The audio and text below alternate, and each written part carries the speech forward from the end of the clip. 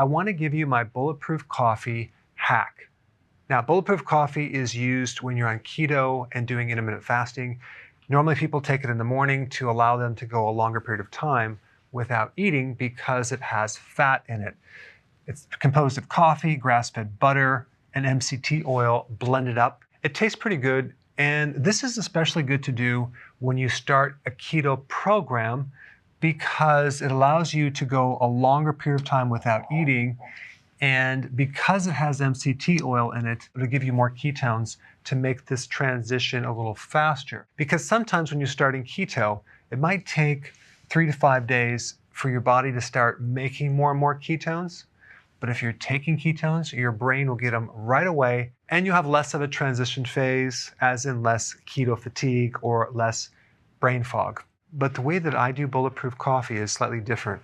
I do the coffee, MCT oil. I do add 1 packet of xylitol, okay? And yes, it's not 0 on the glycemic index, it's 30. So it does influence the blood sugars a little bit, but because I'm having such a small amount, it's really insignificant. But here's the hack. I add chocolate to this coffee mixture, but not the chocolate that has the sugar. It is the unsweetened 100% cacao type chocolate.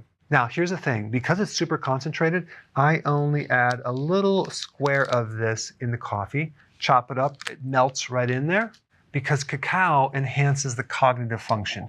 It has cardiovascular protection. It helps your blood sugars. It's anti-inflammatory, and it can increase your mood.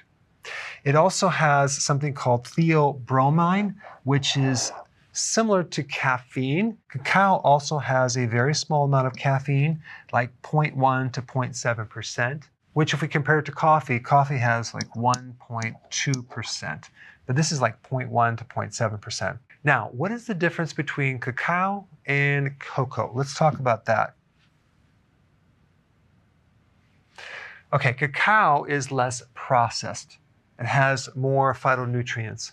It has more magnesium, more iron, and this additional natural chemical called phenylethylamine, which can improve focus and attention, anti-inflammatory properties, and polyphenols, which is a phytonutrient which can give you additional health benefits. So cacao is less processed, and cocoa is heated, okay? So it's more processed. If we take a look at the fat in cacao, it's 11 grams, okay? Cocoa powder, it's 3.5 grams. Protein, 1 gram. Cocoa is 2.5 grams. Carbs, 6 grams, okay? Cocoa powder is 16 grams. Now, I'm talking about 1 ounce. So if we take a look at this bar right here, it's 2.3 ounces. So it would be basically, we're talking about a small section of this. That's why they're comparing this. So if we're talking about the amount of cacao that I use, which is like 1 section, it might be 1.5 to maybe 2 grams of carbs. So it's very, very small. And of course, we can't forget about the fiber, 3 grams versus 9 grams right here. And I do recommend using 100% cacao. However, you can use other types of non-sugar chocolate as well. Like Lily's brand, this one is 40% cacao, and it's sweetened with erythritol and stevia. So for me, I like the additional cognitive and nutritional benefits, but realize if you do too much, it could affect your sleep at night because of this stimulant and this stimulant right here. When you're adding MCT oil or grass-fed butter, it's great to do in the beginning when you're doing keto. But if you're trying to lose weight, your body could be using these ketones more than your own ketones that are generated from your own fat burning. So in my case, I want to get the ketones from the dietary fat more than I do from my own fat.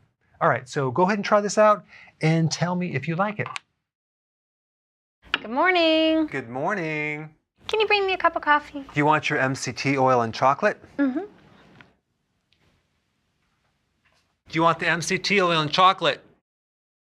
Hey, before you go, if you're benefiting from any of my content, I would love to hear about your success story. Please share it in the link down below.